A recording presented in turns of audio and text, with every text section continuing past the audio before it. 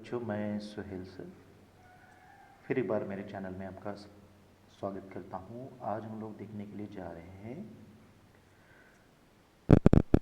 Grade 8 Madhushree पाठमाला। इस पाठ्य पुस्तक से चैप्टर क्रमांक 11 11 एक था टी हाउस का अगला पार्ट। पिछले पार्ट में हम लोगों ने देखा था इस पाठ्य पुस्तक का पृष्ठ क्रमांक यानी पेज नंबर 106 और 107। आज हम लोग देखने के लिए जा रहे हैं अगला पेज नंबर 108। टी हाउस बहुतों के लिए सायंकालीन बैठकों का अड्डा था।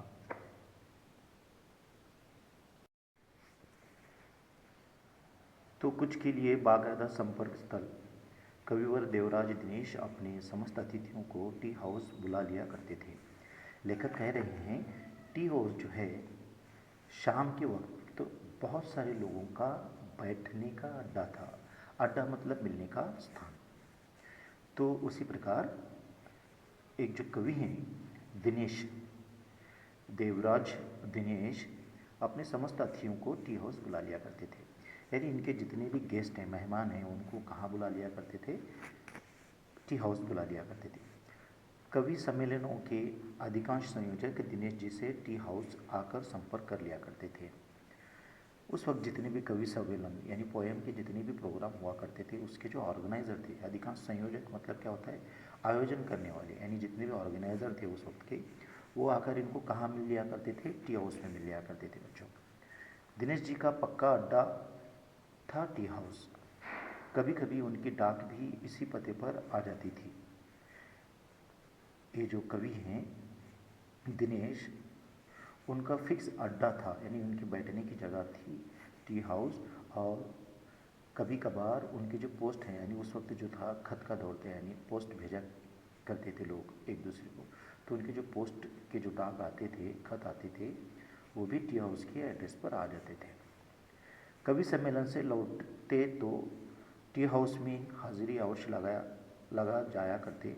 कवि सम्मेलन में जाते तो रात की गाड़ी होने पर भी वह अपनी अटैची दिन में ही लाकर टी हाउस में रख देते और गाड़ी का समय होने पर स्टेशन के लिए निकल पड़ते।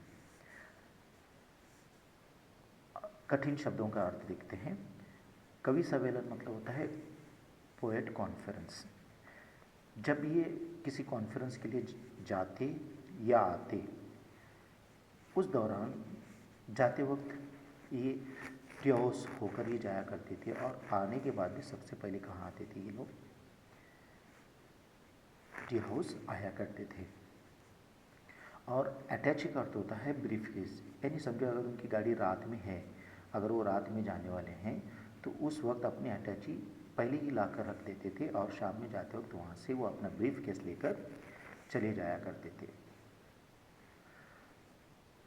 रमेश गौड़ छोटी छोटी साहित्यिक गोष्ठियों के माध्यम से साहित्य की दुनिया में प्रविष्ट हुए थे। अब ये दूसरे व्यक्ति हैं रमेश गौड़ा। साहित्यिक का अर्थ होता है लिटरेरी, गोष्ठियों का मतलब होता है सेमिनार। अभी रमेश गौड़ा जो थे वो लिटरेचर थे, उन अलग अलग लिटरेसी प्रोग्रामों की वजह से, इस अपनी अच्छी छवि की वजह से, यानी अपने अच्छे नॉलेज की वजह से साहित्य की दुनिया में प्रविष्ट हुए थे, मतलब लिटरेचर की दुनिया में वो आ गए थे, एंटर हो गए थे। यहाँ तक कि बड़े बड़े साहित्यिक आयोजनों, आंदोलनों से किसी न किसी रूप में जुड़े रहते थे। वो क्या करते थे, जब भी कोई आयोजन होता, यानी जब भी कोई प्रोग्राम होता लिटरेचर के ऊपर या कोई आंदोलन होता, तो किसी न किसी तरीके से वो इसमें शामिल हो जाते थे। लाल किले के कवि सम्मेलन दूरदर्शन के आयोजनों में अपनी पैठ बनाकर नवभारत टाइम्स के संपादकीय विभाग से जुड़ गए थे। अभी लाल किले के ऊपर एक जो पोएट कॉन्फ्रेंस हुई थी और दूरदर्शन के आयोजन यानी जो नेशनल टेलीविज़न है उसके जो भी प्रोग्राम थे वहाँ पे भी अपने कदम जमाए हुए थे। उसके बाद नवभारत टाइम्स के एडिटोरियल डिपार्टमेंट में भी वो जुड़े हुए थे। संपर्क बनाने में माहिर थे। संपर्क बनाने में वो माहिर थे। यानी क्या, वो किसी के साथ भी फ़ौरन यानी अपनी बात करने की कला कौशल्य की वजह से किसी के साथ भी अपनी दोस्ती फ़ौरन बना लिया करते थे। जाहिर तौर पर बड़ी विशाल मित्र मंडली के साथ के सदस्य थे। मेरे उनके साथ बहुत आत्मीय संबंध रहे। लेखक कहते हैं उनके जो दोस्तों की जो संख्या थी वो बहुत थी। उसी प्रकार लेखक के और ये जो कवि हैं, सॉरी, ये जो साहित्यिक हैं, जो लिटरेचर है, उनके साथ बहुत अच्छे रिलेशन थे। आइए अगले पैसेज की ओर बढ़ते हैं। टी हाउस में एक शाम की बात है, बिल्कुल अलग मेज़ पर रमेश गौड़ कुछ गर्वित और कुछ हताश उदास मुद्रा में बैठे थे। उनके सामने की मेज़ पर चमकते पैक में एक मंझले आकार की डिबिया सी रखी थी। डिबिया इस अंदाज में रखी थी कि आने वाला उसे एकदम देख ले और फिर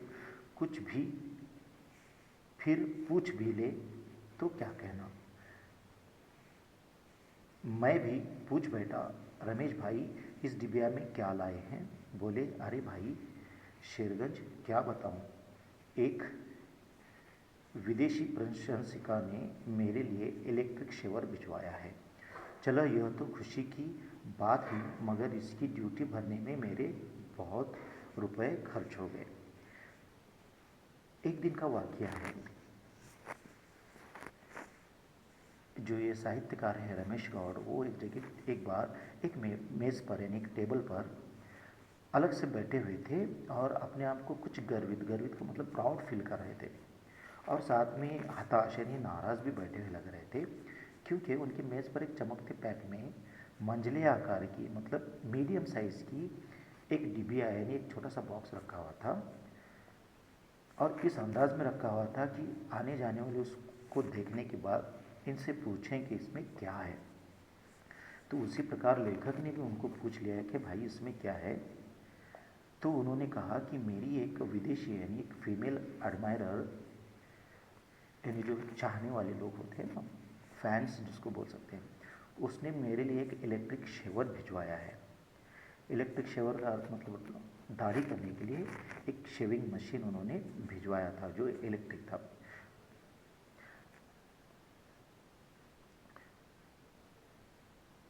चलो यह तो खुशी की बात ही, मगर इसकी ड्यूटी भरने में मेरे बहुत रुपए खर्च हो गए। वो यानी जब भी दूसरे देश से कोई चीज़ आती थी तो क्या करना पड़ता था, पहले उसकी कस्टम ड्यूटी भरनी पड़ती थी, उसके बाद में वो चीज़ें उनको मिल जाती थी।